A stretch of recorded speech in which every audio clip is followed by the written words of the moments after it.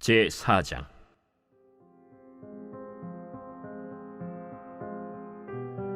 사울의 아들 이스보셋은 아브넬이 헤브론에서 죽었다 함을 듣고 손에 맥이 풀렸고 온 이스라엘이 놀라니라. 사울의 아들 이스보셋에게 군 지휘관 두 사람이 있으니 한 사람의 이름은 바나요 한 사람의 이름은 레갑이라. 베냐민 족속 브에롯 사람 림몬의 아들들이더라. 브에롯도 베냐민 지파에 속하였으니 일찍이 브에롯 사람들이 깃다임으로 도망하여 오늘까지 거기에 우거함이더라. 사울의 아들 요나단에게 다리 저는 아들 하나가 있었으니 이름은 무비보셋이라. 전에 사울과 요나단이 죽은 소식이 이스라엘에서 올 때에 그의 나이가 5살이었는데 그 유모가 안고 도망할 때 급히 도망하다가 아이가 떨어져 절게 되었더라. 브에롯 사람 림몬의 아들 레갑과 바나가 길을 떠나 볕이 쬐을 때쯤에 이스보셋의 집에 이르니 마침 그가 침상에서 낮잠을 자는지라. 레갑과 그의 형제 바나가 밀을 가지러 온 채하고 집 가운데로 들어가서 그의 배를 찌르고 도망하였더라. 그들이 집에 들어가니 이스보셋이 침실에서 침상 위에 누워 있는지라.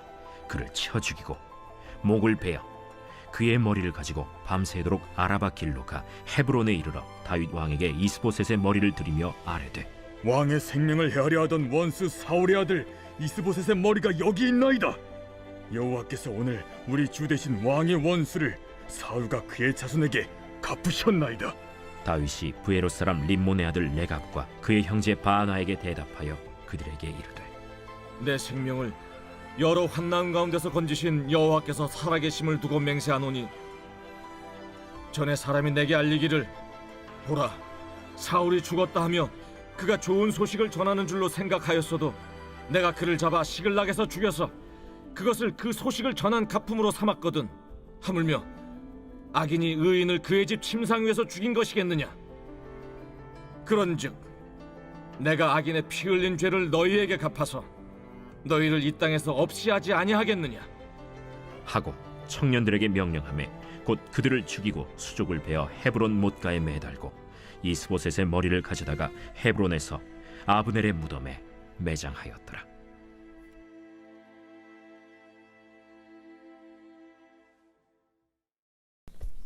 할렐루야. 이른 새벽 우리 주님 전에 오신 믿음의 성도님들을 환영하고 축복합니다. 사무엘하 4장은 사울의 아들 이스보셋의 죽음에 대한 내용을 담고 있습니다. 그가 죽었다라고 하는 것은요, 바로 이제는 사울 가문이 완전히 몰락을 했다라는 것을 의미하게 됩니다. 사무엘하 4장 1절에 사울의 아들 이스보셋은 아브넬이 헤브론에서 죽었다 함을 듣고 손에 맥이 풀렸고 온 이스라엘이 놀라니라. 이 아브넬이 누굽니까?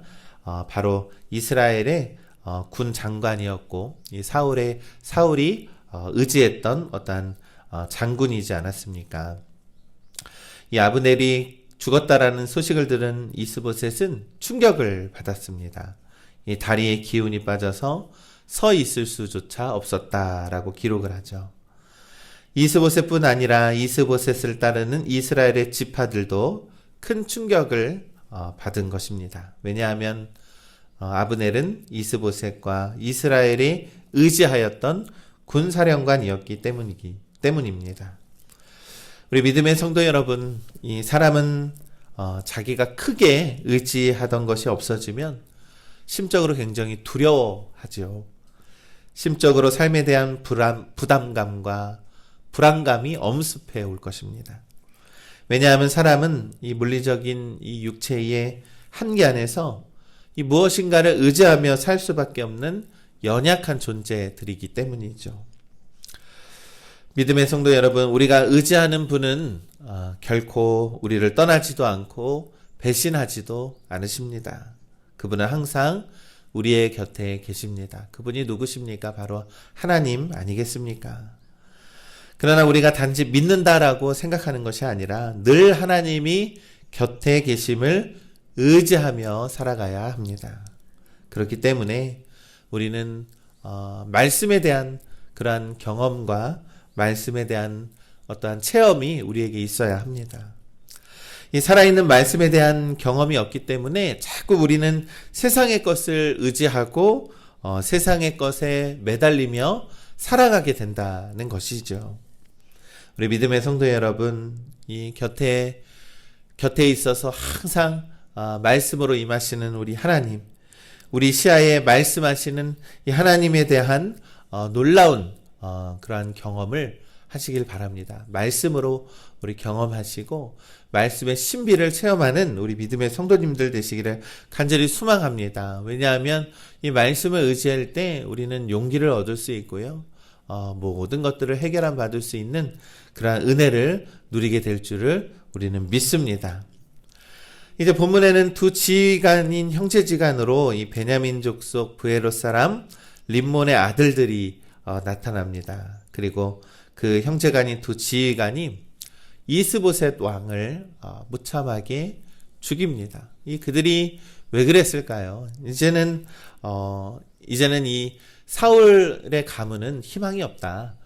이제 이스라엘은 몰락할 것이기 때문에 우리가 어떻게든 공적을 쌓아서 이 다윗에게 어떤 칭찬을 받고 다윗의 편에 서자라고 하는 그러한 마음이 있었을 것입니다.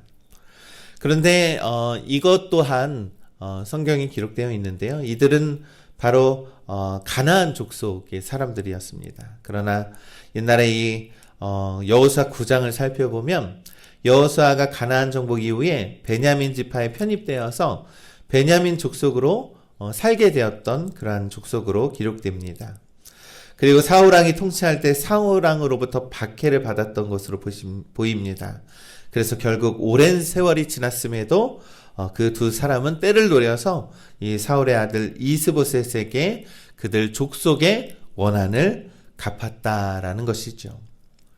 우리 믿음의 성도 여러분, 이것을 보았을 때에도 우리 사람이 살면서 이 염두에 두고 살아야 할 것이 있다면 우리는 늘 선을 쌓으며 우리 덕을 행하며 살아야 한다는 것입니다. 물론 우리가 살면서 항상 선하고 좋은 것만 주면서 살 수는 없겠지요. 항상 참고 우리가 견디며 웃으며 살 수는 없겠지만 그래도 언제나 우리가 마음에 두고 살아야 하는 것은 언제나 덕이 되어야 하고 언제나 선행에 힘써야 한다라는 것입니다. 왜냐하면 선 안에는 우리가 복음을 나타내는 그런 놀라운 힘이 있기 때문입니다. 여러분, 우리가 예수님 믿으세요라고 하면 사람들이 네 하고 예수님을 잘 믿나요? 그게 아니지 않습니까? 우리가 예수님을 믿는 사람으로서 선을 행하고 덕을 행할 때에 우리의 모습을 통해서 예수님을 믿어봄직하구나라는 것을 깨닫게 된다는 것이죠. 우리가 예수 그리스도의 복음은 우리가 영원한 복음이기 때문에 영원한 구원과 생명의 복음, 인생과 영혼을 회복하는 그러한 소망의 복음이 되는 줄 믿습니다. 그러므로 우리는 언제나 그 복음을 나누어 줄 수 있는 그러한 넉넉한 믿음의 삶을 살아야 합니다.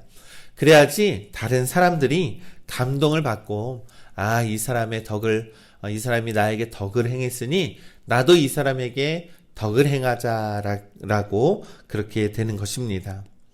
이 사무엘하 4장 4절은 요나단의 아들 무비보셋에 대한 이야기가 나옵니다. 이 사울의 아들 요나단에게 다리 저는 아들 하나가 있었는데요. 그 이름이 무비보셋이라고 합니다.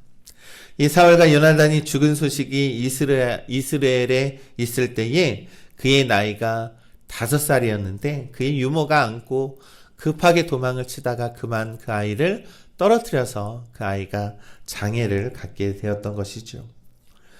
우리가 사절은 언뜻 오늘 본문의 상황과 좀 어울리지 않는 그러한 말씀 같지만 그런 의미가 아닙니다. 좀 전에도 우리가 선을 행하라 라고 말했던 것처럼 그 선행이 결국에는 자기에게 돌아온다라는 것이죠. 왜냐하면 우리가 요나단이 비록 사울의 아들이었고 사울의 편에서 안타까운 죽음을 맞이했지만 그가 다윗에게 늘 선행을 베푸고 그가 늘 다윗을 사랑함을 하나님께서 합당하게 여기셨다라는 것입니다. 그래서 그러한 공적을 기억하여서 하나님은 그의 아들 무비보셋을 품어주었다라고 성경은 기록하고 있는 것이죠. 여러분, 우리가 살면서 베풀어준 선행에도 자신이 미처 모르는 이러한 복된 결과가 있다라는 것입니다. 하나님 보시기에 합당한 요나단은 하나님께서 그의 후손을 하나님께서 지켜주셨습니다. 하나님 나라의 복음을 위한 삶에는 반드시 그 결과가 있습니다. 그것은 하나님께서 건전해 주시고 책임져 주신다라는 것입니다. 이 유모의 손을 통해서 무비보셋을 건져내시고 이 보호하셨듯이 하나님은 반드시 복음에 합당한 삶을 살아간 자들에게 반드시 그 결과를 지어 주실 거라는 것을 우리는 믿습니다. 이 고린도전서 9장 14절은 말씀합니다. 이와 같이 주께서도 복음 전하는 자들이 복음으로 말미암아 살리라 명하셨느니라. 아멘. 사랑하는 우리 믿음의 성도 여러분, 우리 복음에 합당한 삶을 살아가시기를 간절히 소망합니다. 그래서 우리 남에게 늘 덕이 되고 선을 베푸는 그러한 우리 복음의 삶을 살아가는 자가 되기를 간절히 소망합니다. 그리고 마지막에 이 5절에서 12절은 이스보셋의 죽음과 이 바하나 네갑의 죽음에 대해서 이 말씀을 하고 있습니다. 이 이스보셋을 참수해서 다윗에 들고 온 두 형제는 이 내심 다윗이 우리에게 상을 내릴 거라라고 그러한 기대를 했습니다.